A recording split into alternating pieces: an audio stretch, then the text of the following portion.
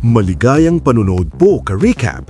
Ang ating tatalakayin ngayon ay tungkol sa isang true story historical war movie na may pamagat na Convoy 48. Kaya sit back, relax, at simulan na natin.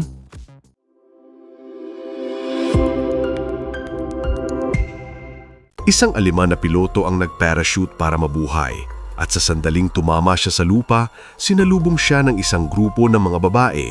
May hawak silang pala sa kamay at malamig at walang kibo ang kanilang mga mata. Sa susunod na segundo, bigla nilang pinagtulungan ng Aleman. Ang mga lalaking nakamasid mula sa malayo ay nanlumo sa tanawin. Noong Enero 18, 1943, matagumpay na pinutol ng hukbong Soviet ang German blockade sa Leningrad na tumagal ng 17 buwan. Ngunit ang dating masiglang lungsod ay wasak na. Lahat ng riles ay sirado at ang supply ay tuluyan ng nawala. Upang masiguro ang kaligtasan ng milyong-milyong tao sa loob ng lungsod, naglabas ang headquarters ng isang walang pusong utos. Isang riles na may habang 33 kilometro papunta sa likuran ay dapat maitayo sa loob lamang ng 20 araw. Ngunit ang lahat ng kalalakihan ay nasa harap ng digmaan at ang tanging maaaring magtrabaho ay mga babae, matatanda at mahihina. Si Sonia, 16 na taong gulang, ay isa sa kanila. Kaka-accept pa lang siya sa kanyang pangarap na music conservatory nang winasak ng malupit na digmaan ang kanyang kinabukasan. Kasama ang daan-daang iba pang conscriptong babae, halos hindi pa nakakatapak sa tren nang salakayin sila ng marahas na air raid ng mga Aleman. Sa gitna ng lumilipad na alikabok at debris, may ilan na agad na nahulog sa mga damuhan ng dugo.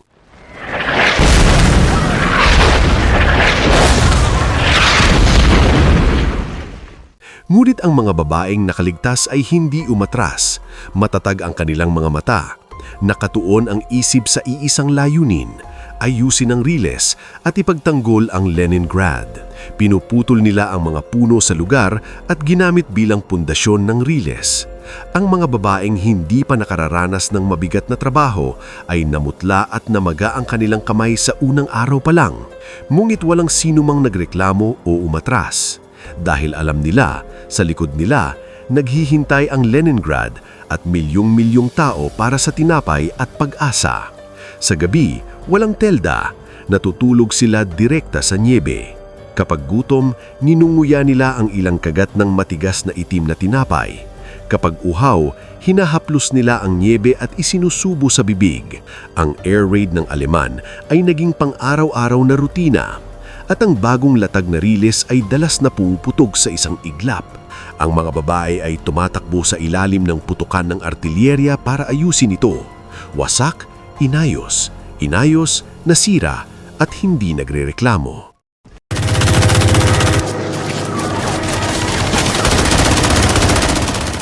Isang araw, dumating pang isang Aleman na eroplano para sa isang marahas na bombing run, ngunit nahuli ito mula sa likuran ng mga Soviet na fighter. Pagkatapos ng tensyonadong habulan, tinamaan ng eroplano ng kalaban at makapal na usok ang lumabas mula sa katawan nito. Nagpalakpakan ng mga sundalo sa tanawin at sa sandaling iyon, naganap ang isang dramatikong isena.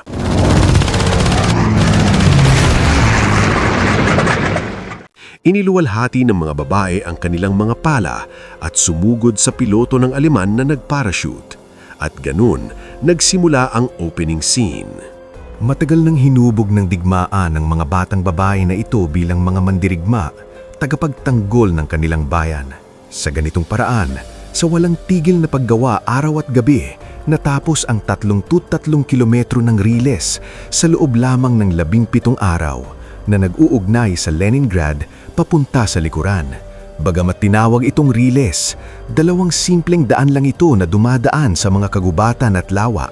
Walang matibay na pundasyon at sa ilang bahagi, diretso ang riles sa yelo.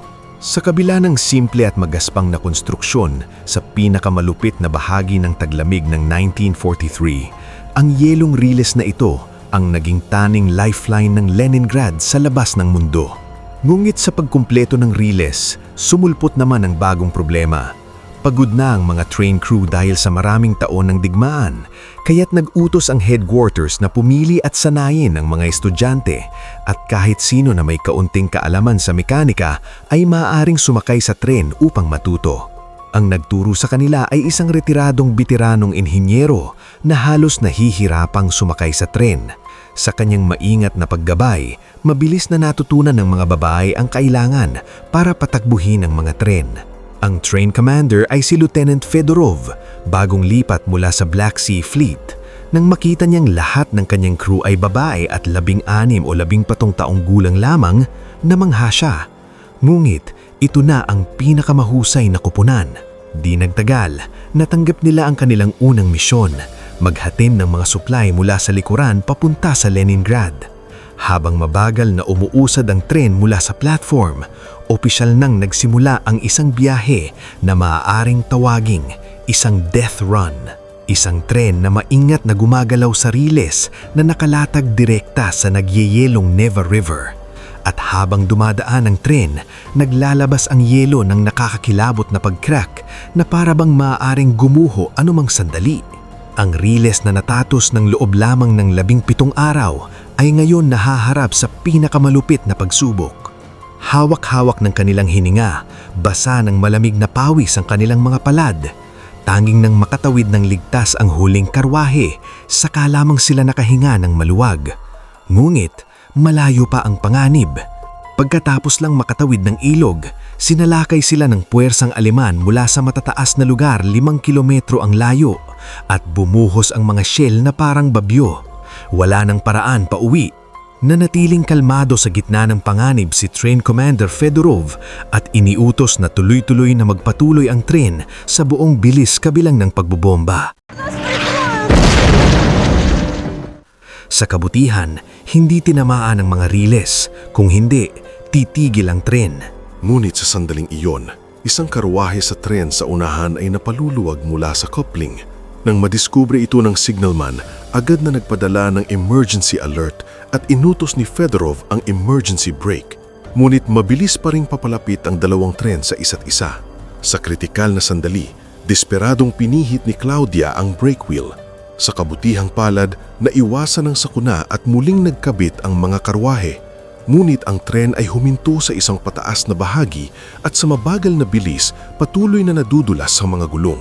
Itinulak ng fireman ang boiler sa kanyang limitasyon, pinapataas ang pressure hanggang sa muntik ng pumupok, ngunit hindi pa rin gumalaw ang tren. Sa mabilisang pag-iisip, pinangunahan ni Fedorov ang lahat na maglatag ng halo ng niebe at lupa sa mga riles upang madagdagan ng friction. Sa ganitong paraan, muling gumalaw ang tren. Hinila ang naibalik na 2 karwahe patungo sa transfer station, kinuha ang mga supply at nagpatuloy patungo sa Leningrad.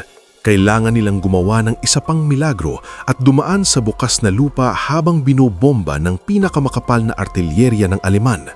Upang linlangin ang mga gunner ng Aleman, ginamit ni Fedorov ang kanyang trump card.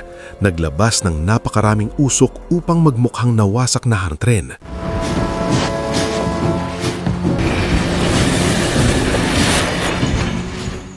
Ngulit nagkamali si Sonia at inisip na nasusunog ang tren, kaya gumapang siya sa makanika sa ilalim ng mabigat na shelling upang patayin ang apoy.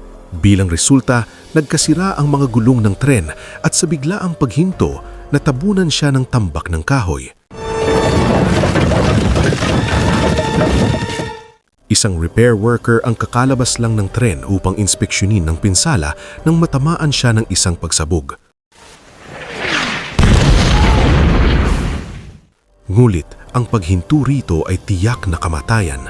Nagpasya si Fedorov na patakbuhin ang lokomotibo mag-isa upang ilihis ang atensyon ng kaaway. Pinakawalan niya ang lokomotibo at tinulak pababa sa lupa ang driver na tumangging bumaba. Pinatuloy ni Fedorov ang makina papalayo, patuloy na naglalabas ng usok at nagsisilbing gumagalaw na target. Napaniwala ang Aleman at ibinuhos nila ang lahat ng kanilang apoy kay Fedorov. Ang taktika niyang ito ay nagbigay ng kalahating oras na mahalagang panahon sa repair crew.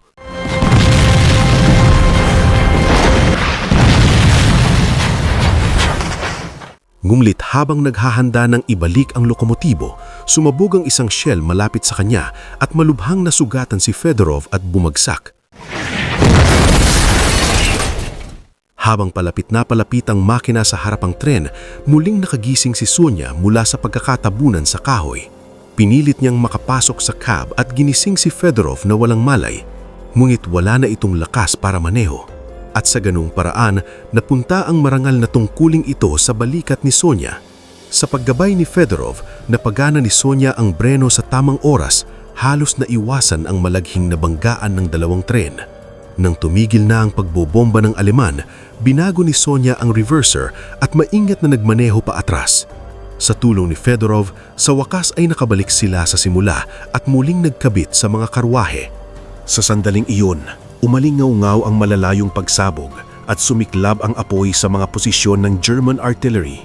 Alam nila na iyon ay kontra-atake mula sa Soviet Black Sea Fleet. Sa tabing ng naval firepower, sa wakas ay nagtagumpay ang tren na ihatid ang mga supply pabalik sa Leningrad. Nang makita ang mga ngiti sa mukha ng mga residente ng lungsod habang natatanggap ang pagkain, naramdaman ng mga babae na lahat ng hirap at sakripisyo ay nagbunga. Ang padalang supply na ito ay hindi lamang nakasagot sa agarang gutom, kundi nagdala rin ng pag-asa para sa kaligtasan ng lungsod na nakulong sa digmaan. Ngunit ang tagumpay ng unang misyon ay simula pa lamang ng lahat. Di nagtagal, nakatanggap si Fedorov ng bagong assignment, isang top secret na operasyon na may kinalaman sa isang cyclotron. Inutusan silang magdala ng tren na tila walang laman pabalik sa likuran. Ngunit pagkasakay, nalaman niya na ang transport na ito ay may dalang dalawang bagay na direktang nakatali sa kapalaran ng Soviet Union.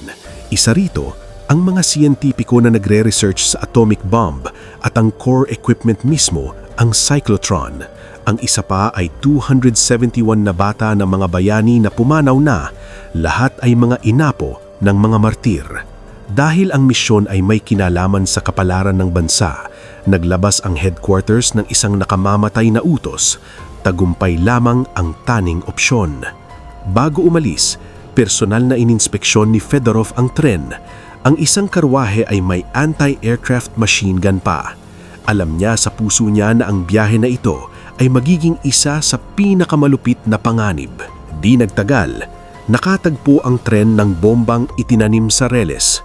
Kung tatawag sa engineers, kailangan nilang maghintay hanggang bukas, ngunit wala silang oras.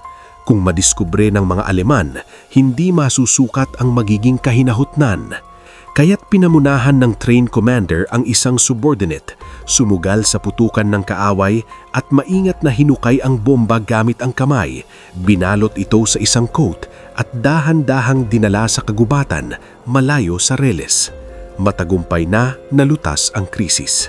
Ngulit habang sila'y pabalik, napansin ni Katja na naiwan ng kanyang sombrero malapit sa lugar at bumalik upang kuhanin ito. Nagpatuloy ang tren, ngunit alam ng lahat na ito ay simula pa lamang. Tunay na pagsubok ay nasa unahan pa. Pagpasok ng tren sa bukas na lugar, muling bumuhos ang pamilyar na pagbobomba ng German artillery. Nag-alog ng malakas ang mga karwahe mula sa pagsabog at pinikit ng mga bata ang kanilang tainga at nagkumpul sa takot. Muling ginamit ni Fedorov ang taktika ng smoke screen at bumalot ang makapal na ulap ng usok ang tren. Nalito ang mga Aleman at nakatakas ang tren sa bukas na lupa sa buong bilis. Sa pawis at takot, sa wakas ay nakalayo sila sa ambush zone. Ngunit bago pa man makapagdiwang, naganap ang isa pang aksidente. Biglang naputol ang coupling ng isang karwahe at ang likurang bahagi na may dalang mga bata ay dahan-dahang dumulas pabalik patungo sa bukas na lugar. Ang lugar na iyon ay nasa ilalim ng mabigat na German artillery fire at kung didulas ito, wala ng pag-asa ang mga bata. Mabilis na pinakawalan ni Zoya ang preno at hinayaan ang karwahe na dumulas ng buong bilis, tumawid sa exposed ambush zone at pumasok sa makakapal na kagubatan upang hintayin ang rescue. Sa kabilang dulo, ang lokomotibo ay biglang huminto at ilang siyentipiko ang dali-daling lumapit upang inspeksyonin ito. Sa kabutihang palad, buo pa rin ang karwahe na may espesyal na kargamento.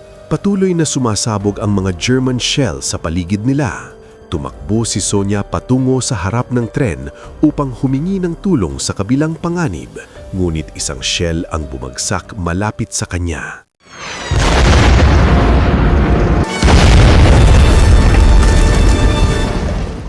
Sa sandaling iyon, natagpuan ng isang mekaniko ang sirang coupling sa gitna ng gulo ng tren at sa matinding pagsisikap, naayos niya ito. Habang naghahanda na si train commander na ibalik ang lokomotibo upang muling ikabit ang karwahe, biglang lumitaw ang isang German reconnaissance plane. Iniutos ng female platoon leader na buksan ang anti-aircraft machine gun, ngunit ito pala ay isang maling desisyon. Hindi lamang nila tinamaan ang eroplano, inilantad pa nila ang lokasyon ng tren.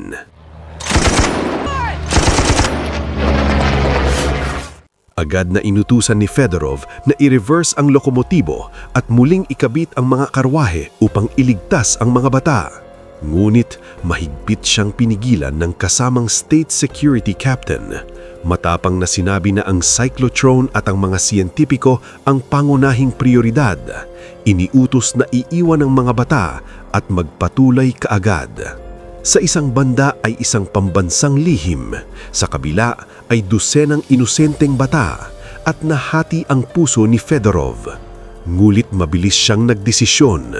Ang mga bata ay mga anapo ng mga bayani, kinabukasan ng Soviet Union at hindi niya sila kailanman iiwan. Nang makita ng captain na sinuway ni Fedorov ang utos, agad niyang hinugot ang baril, inihayag ang kanyang aresto at pinilit ang tren na magpatuloy. Sa kritikal na sandaling ito, gumawa ng matapang na desisyon si Sonia. Nakakarating lang, tahimik niyang tinanggal ang coupling ng karwahe na may dalang cyclotron.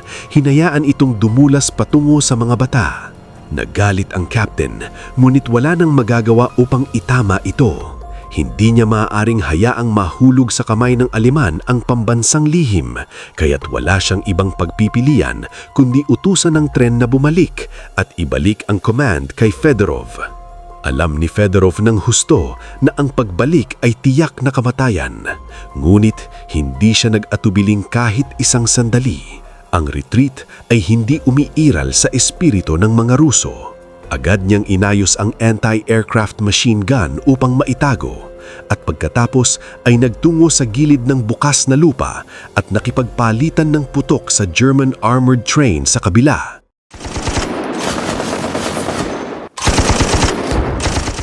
Sinusubok niyang ilihis ang apoy ng kaaway at markahan ang coordinates para sa mga Soviet naval gunners sa likuran. Ngunit nabigo ang unang atake at ilang sundalo ang nasawi. Nang makita ang sitwasyong hindi pabor sa kanila, napilitan ang tren na umatras pabalik sa kagubatan. Pagkatapos, sumugal ang fireman sa ilalim ng pagbobomba at patuloy na naglabas ng smoke bombs. Ilang sandali lang, muling lumitaw ang tren sa gilid ng kagubatan. Sa pagkakataong ito, personal na sumali ang train commander sa labanan laban sa mga Aleman. Ang tracer rounds mula sa anti-aircraft machine gun ay dumaan sa hangin, bumuhos ng apoy patungo sa German armored train.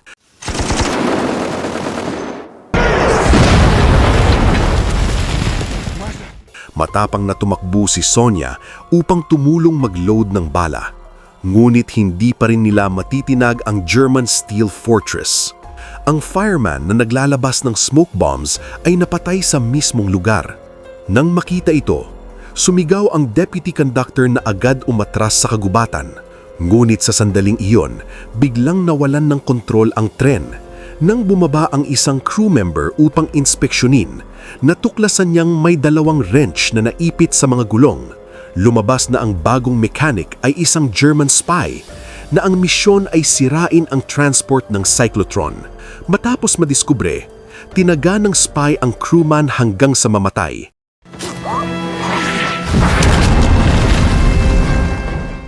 At palihim na umakyat sa lokomotibo, tinulak pababa ang driver gamit ang pala at pinatay ang tren na kakasimula lang.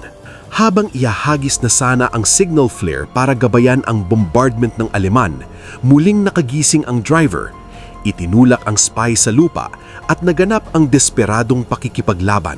Hinugot ng spy ang kanyang dagger at pumatok ng walang patid sa driver na nagtiis sa sakit at marahas na binuksan ang steam valve, pinakawalan ang matinding presyon ng singaw. Sa huli, nalaga ang spy sa singaw at namatay. Kasabay nito, sa wakas ay nagbunga ang pagtitiyaga ni Fedorov. Biglang umalingaw-ngaw ang malalakas na pagsabog mula sa distansya nang buksan ng Soviet Black Sea Fleet ang kanilang apoy. Bumagsak ang mga shell parang tidal wave sa posisyong Aleman.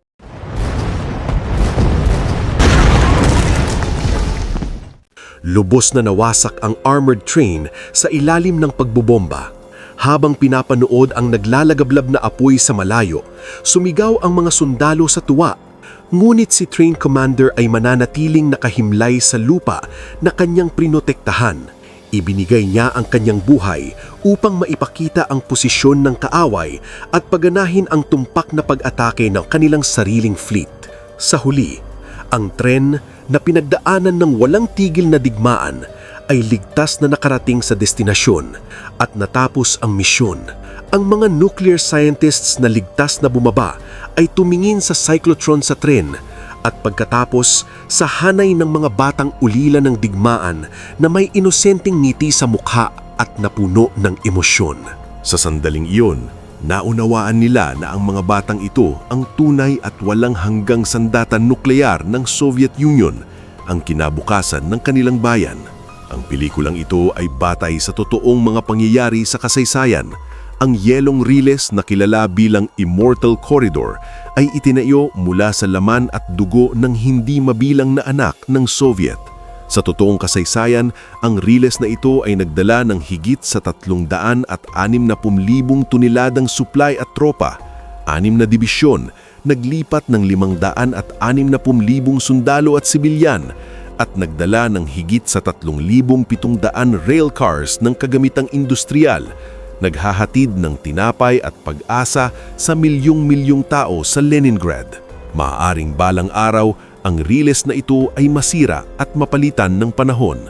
Ngulit ang mga kabataang babae na nagpawis at nagdugo sa nagyayelong kapatagan at ang mga bayani na nagsakripisyo upang protektahan ang kanilang bayan at kinabukasan nito, ang kanilang makinang nagawa at maranal na espiritu ay mananatiling buhay sa alaala ng kasaysayan magpakailanman. At dito nagtatapos ang pelikula, mga karikap. Kung nagustuhan nyo ka-recap ang movie recap natin ngayon, ay inaanyayahan kita na mag-subscribe at pakipindot na din ang notification bell para palagi kang updated sa mga susunod naming videos. Maraming salamat sa panonood. Hanggang sa muli!